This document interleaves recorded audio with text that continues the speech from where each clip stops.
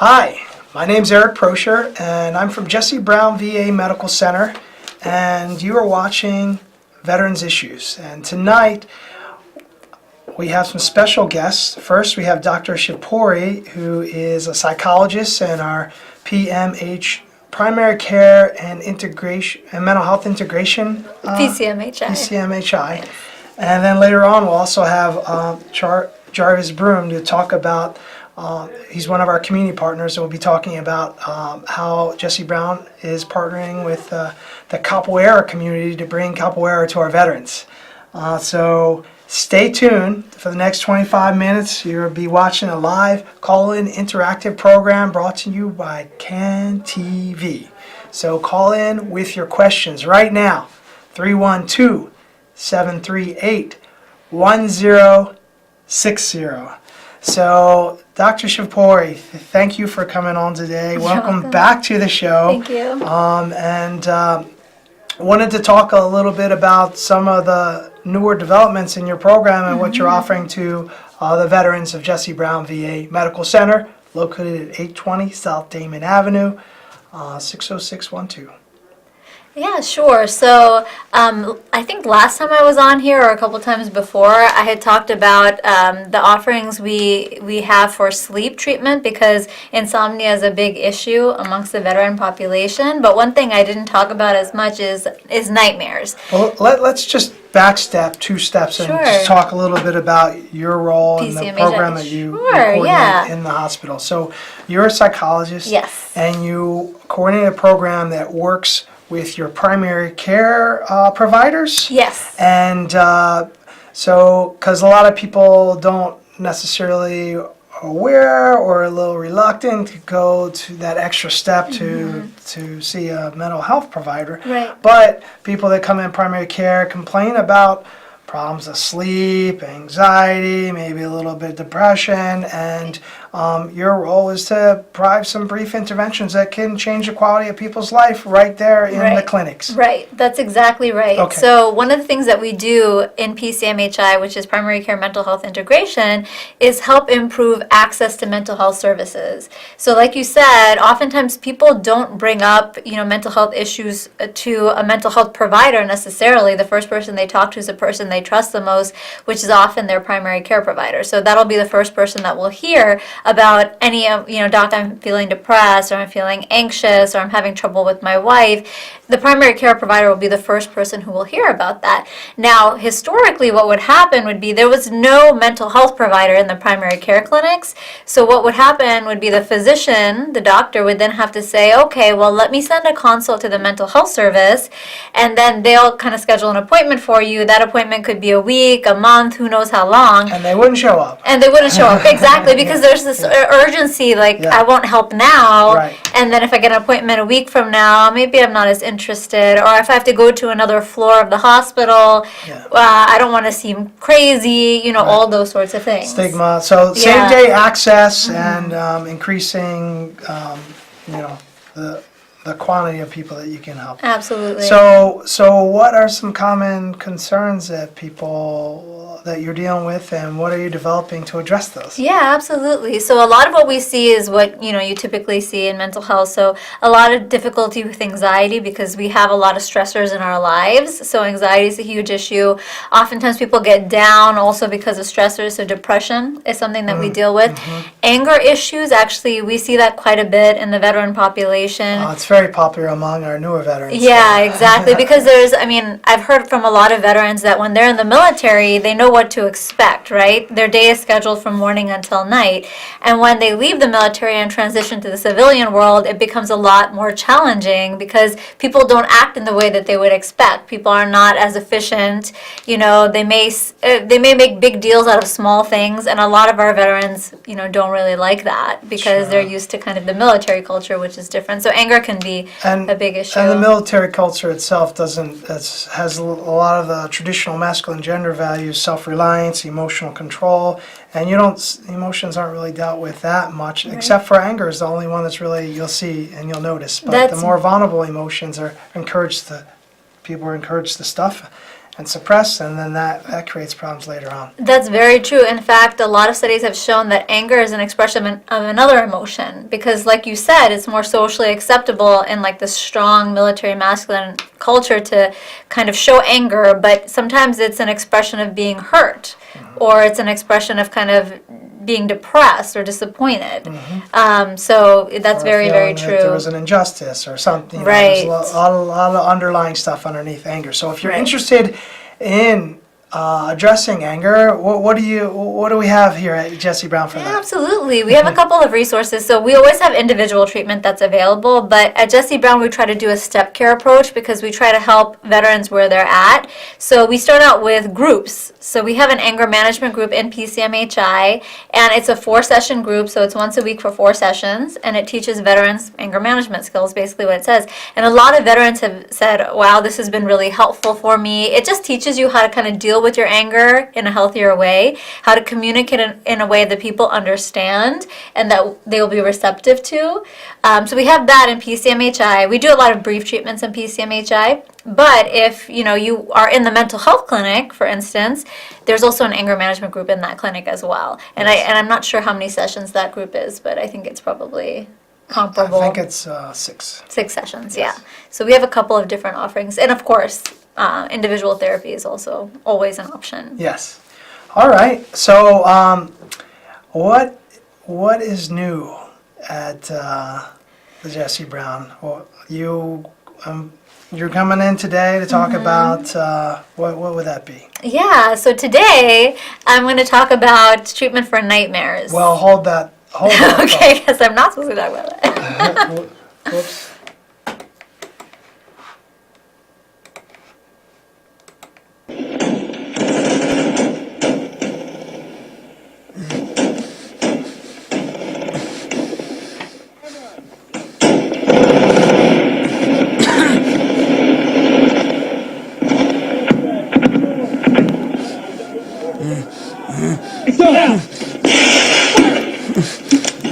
Alright, 2 or 3. Ready? Hey, Jimmy. Come on, pop. Go. There you go. Perfect. Right. I'm going to go.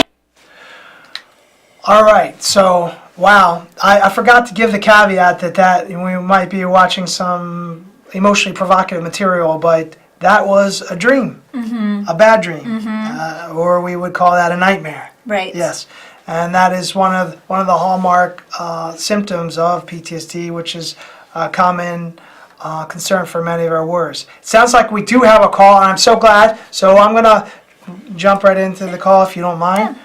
Caller. Hi, my name's Don. Hi. Hi. How you doing, I, Don? We're talking about really good. nightmares. What is your question? Well, I'll read to it with this. Today they brought up a former Cubs player, Glenn Allen Hill. He had a lot of problems with sleep, nightmares and things, specifically with spiders. So anyway, I know a lot of people have, sleep disorders and things, but I was wondering what your opinion is on taking naps, taking a nap during the daytime hours. Okay, in relation to sleep?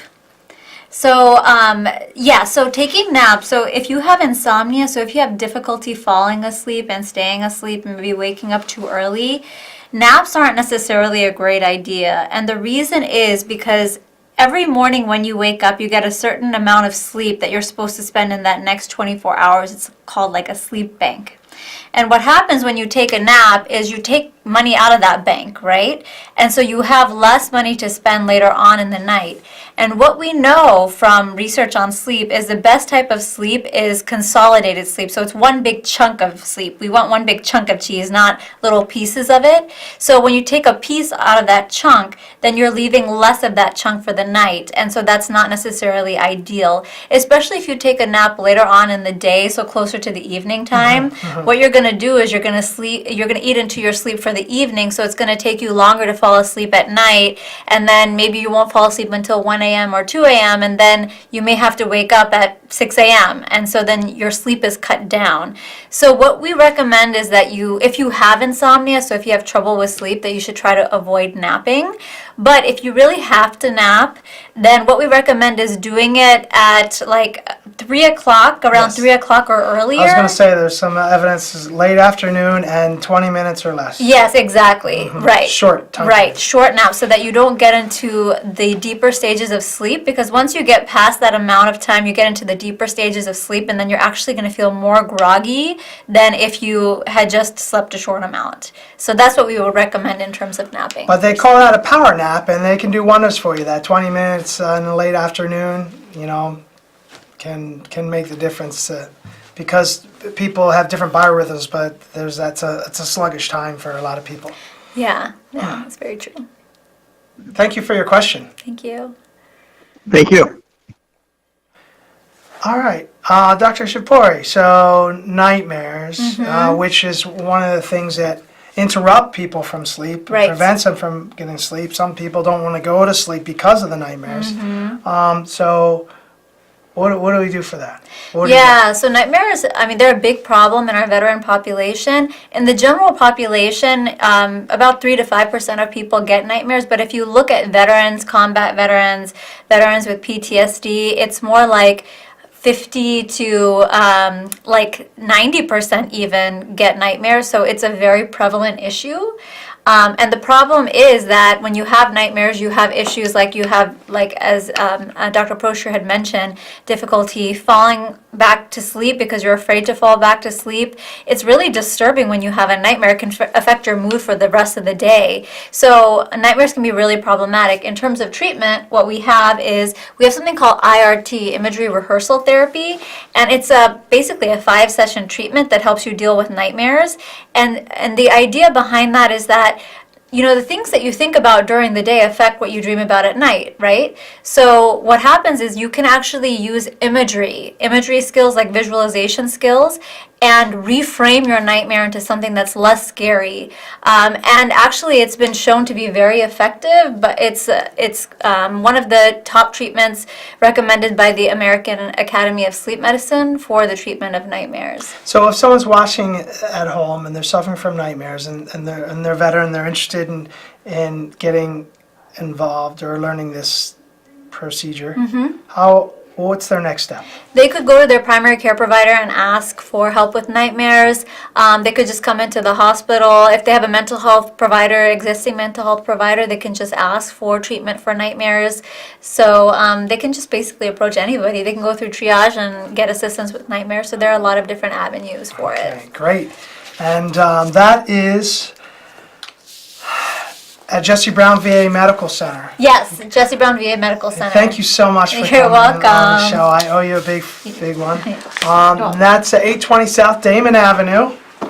And now I'd like to bring on our next special guest, Jarvis Broom, aka Brukutu.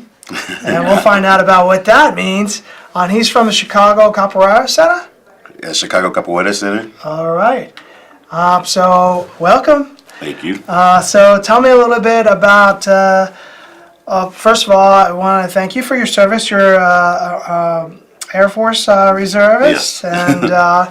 and you're into capoeira, and you're working with a program that's going to bring capoeira to veterans at Jesse Brown VA Medical Center. Yes. So tell me, what is capoeira? Am I saying it correctly? Capoeira. You're saying it correctly. Okay. It's really close. It's capoeira. And so capoeira is an Afro-Brazilian martial art that was brought to Brazil via the slave trade. Slaves brought this basic fight style, and they start adding music to it to disguise it with elements of dance and elements of gymnastics, just so they can continue to practice it. And since then, it has grown all around the world. Let's take a look at a little bit of what this may look like. That is capoeira.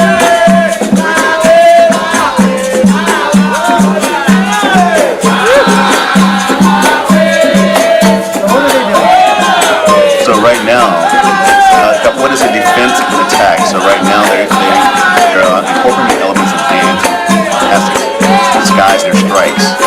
So as you can see, you might not even notice this by looking at it, but there are strikes in there, and if you can't notice the strikes, then they're doing a good job.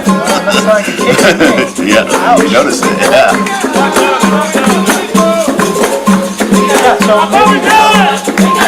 I heard the interesting history in terms of in Brazil that fighting was illegal amongst the slaves. So this disguised dancing was a way to get around not getting in trouble Yes, for yes. getting in fights. Is that That is correct? correct. Or is That is just correct. lure? Okay. Wow, it sounds like we have a caller already. Hello, caller. I'm here with Prokutu, and we're talking about capoeira and veterans. Hi, I just got a quick question regarding, this is the first time I've learned about this term, and I noticed on YouTube that there's a link from the cartoon Bob's Burgers. The character's name is Tina, and they're doing some of the moves and things on there. I was wondering if you just had a comment on the exposure that's probably given to this, because, it's relatively well-known cartoon. That's an excellent question. Rephrase the question. I'm not sure. So he's asking how has the exposure of capoeira, how do we perceive it, I guess? Is that what you're saying? Yeah, I mean, there's a 2-minute clip on YouTube from Bob's Burgers, and a lot of people were talking about it on the previous clip that's on YouTube. So I was just wondering, with 352,000 people viewing this, at least that's one way that the word has gotten out on what this is all about. Yes. So Bob's Burgers is a cartoon, Okay. I guess on Fox, the same creators of The Simpsons. Ah.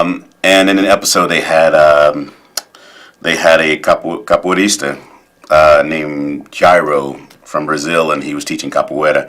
But that it gave capoeira some exposure. So in my opinion, I mean, any exposure is good exposure. A lot of people before then didn't even hear about capoeira. So Yeah, some people well, went out and looked for it. It's in pop culture, right? You see it in Meet the Parents, Yes. Part 2, where Dustin Hoffman Yes. he's not doing it very well. But and so that's my first question I have you. I was like, wow, those guys look very athletic and acrobatic, and I see your muscles. But who can do capoeira?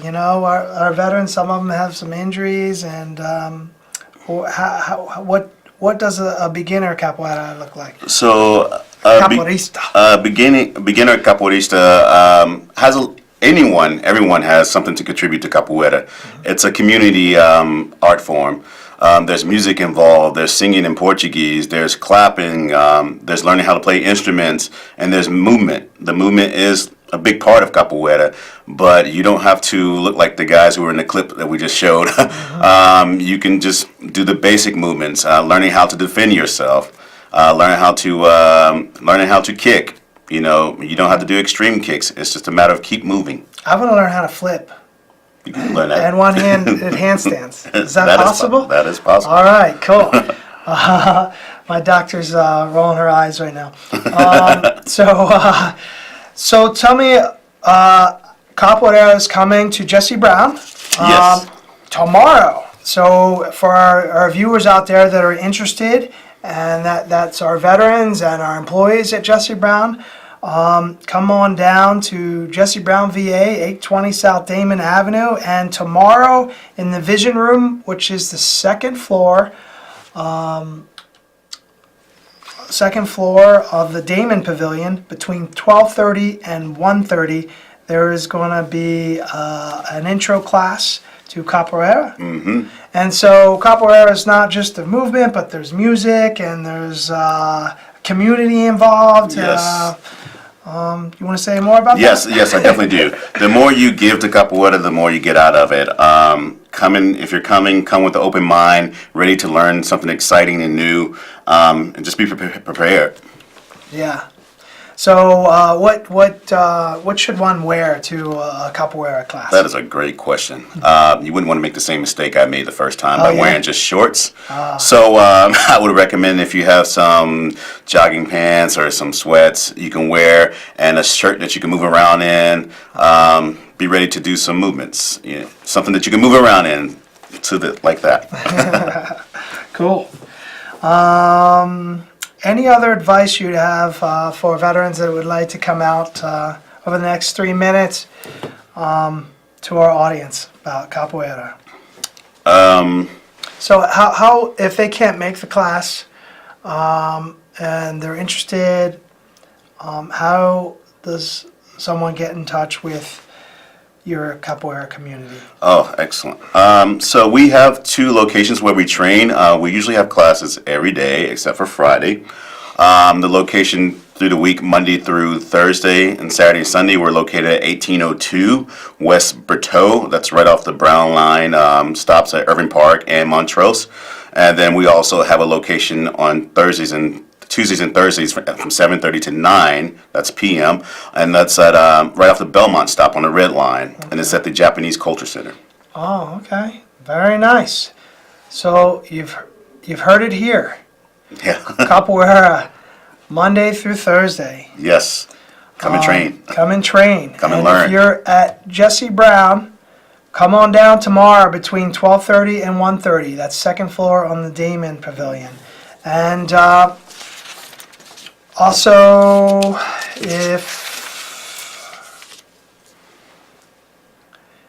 if you need to talk with someone, if you're having a crisis and need to talk, you can call the Veteran Crisis Line at 1-800-723-TALK or 825. 273. I'm sorry, 1-800-273-8255. Press 1 for veterans. Also, save the date for July 19th to 22nd for the 4th annual National Gathering of the American Indian Veterans. Thank you. Stay tuned for Fathers Who Care. Fathers Who Care will be coming up next, and we'll be back here next month. And I hope Brukutu. By the way, what's Brukutu mean, and what's that mean? Oh, well, the name Brukutu, it translates to brute, maybe like a bully, someone who's big and muscular. I am 5'6", so I'm not big and muscular. I am short and muscular. You look muscular to me. Well, I'm short, Okay. but that's what Brukutu You're means. saying short, you can't be a brute for if you're short? Maybe, Okay, maybe. okay. Well, thank you for joining us, and we'll see you next month.